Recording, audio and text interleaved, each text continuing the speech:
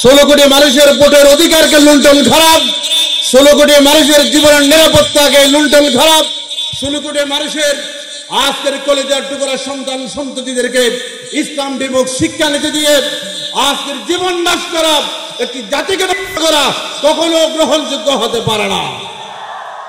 এই জন্য সম্মানিত উপস্থিতি, একটি মানুষকে হত্যা যদি আল্লাহ সহ্য না করে, একটি জাতিকে হত্যা করা হচ্ছে, 16 কোটি মানুষের অধিকার কেড়ে নেওয়া হচ্ছে, 16 কোটি মানুষের আজকে নিরাপদে ঘরে থাকতে পারছেন না, ব্যবসা করতে পারছেন না, শিক্ষকতা করতে পারছেন না, মসজিদের ইমামতি করতে পারছেন না, আজকে জাতিকে ধ্বংস করার আজকে প্রক্রিয়া শুরু হয়ে গেছে।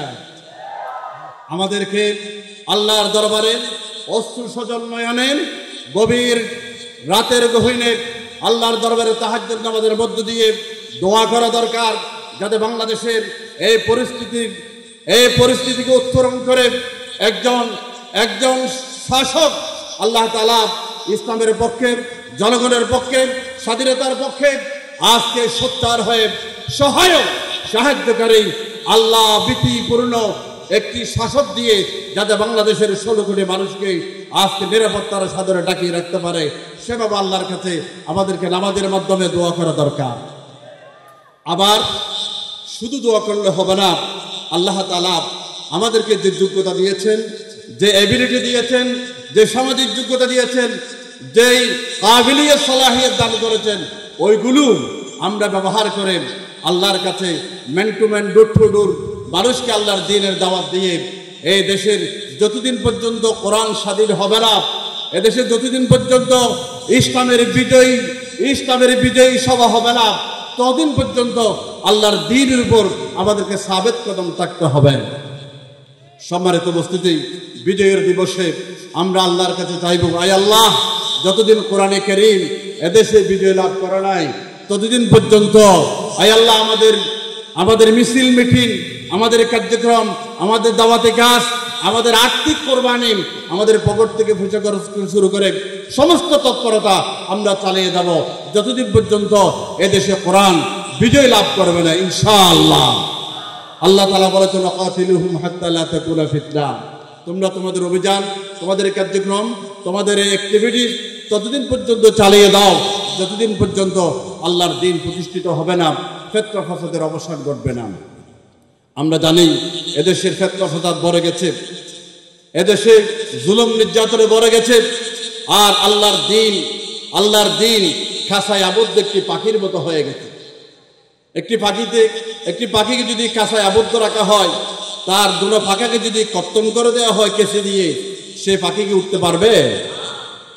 পাখিকে তখন পাখি বলা হয় যখন সে পাখি তার দুটো ডানা দিয়ে উড্ডীন হতে পারে, উঠতে পারে, তখন তাকে আমরা পাখি বলি। আরবিতে পাখি তাকে বলে যার দুটো পাখা আছে, পাখা দিয়ে সে উঠতে পারে।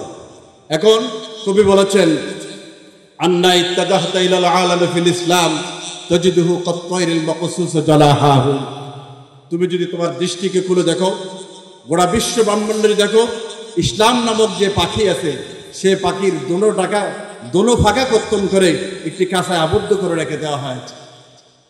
তাহলে একটি পাখা হচ্ছে আল্লাহর কোরআন, আরেকটি পাখা হচ্ছে রাসূল পাক সাল্লাল্লাহু আলাইহি ওয়াসাল্লামের সুন্নাহ। এখন আল্লাহর কোরআন এবং সুন্নতের কথা বললে, বাংলা লেখা যদি মকসুদুল মুমিন তোমার ব্যাগে থাকে, যে বই নাম দিয়ে আমাদের সাংবাদিক ভাইরা পত্রিকায় কলম দেখে, আমাদের পুলিশ ভাইরা তাকে ধরে এবং বিশাল উদ্ধার বলে দিয়ে আজকে তাকে অ্যারেস্ট করে আজকে তাকে জেলে নেওয়া শুরু করেছে। অথচ এই যে শব্দ দিয়ে যদি কেউ তুচ্ছ তাচ্ছিল্য হেয় প্রতিপন্ন করে, বউ থাকলে বউ তালাক হয়ে যাবে, ইমান থাকলে ইমান ছাড়া হয়ে যাবে। কারণ শব্দ দিয়ে কোরআনের পরিভাষা, আল্লাহ রসুলের পরিভাষা। এখন আরবি লেখা থাকলে বই পাওয়া গেছে, তাকে অ্যারেস্ট করো, পুলিশে ধরো। মুসলমানের সন্তানেরা আজকে ইসলামের বিরুদ্ধে শুরু করেছে, মুসলমানের সন্তানেরা কোরআনের বিরুদ্ধে শুরু করেছে। যেভাবে শুরু করেছিল কারবালার মাঠে মুসলমান নামদারি ইয়াজিদ ইসলামের বিরুদ্ধে করেছিল, ইসলামী গণতন্ত্রের বিরুদ্ধে করেছিল। সম্মানিত উপস্থিতি, ইয়াজিদ নামাজও পড়াইতো, রোজাও রাখতো, জুব্বাও পড়তো, মসজিদে খুতবাও দিত, কিন্তু ইসলামী গণতন্ত্রের বিরোধিতা করেছিল, আল্লাহ রসুলের সুন্নাহর বিরুদ্ধে করেছিল। আল্লাহ রসুলের কলেজার টুকরা, আল্লাহ রসুলের রক্ত সেই মুনাফিকের সাথে বেঈমানি করতে পারে নাই, শাহাদত বরণ করেছে, এরপরও আপোষ করে নাই। এই জন্য আমাদেরকে মুসলমানদেরকে এজিদ মার্কা না হয়ে হোসেন মার্কা হতে হবে।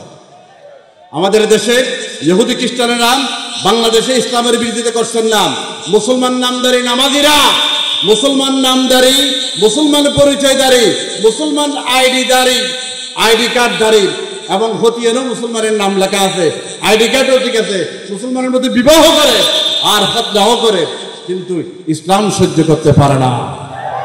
ওনারা হচ্ছে এজিদ মার্কা মুসলমান, ওনারা হচ্ছে ফাসিক।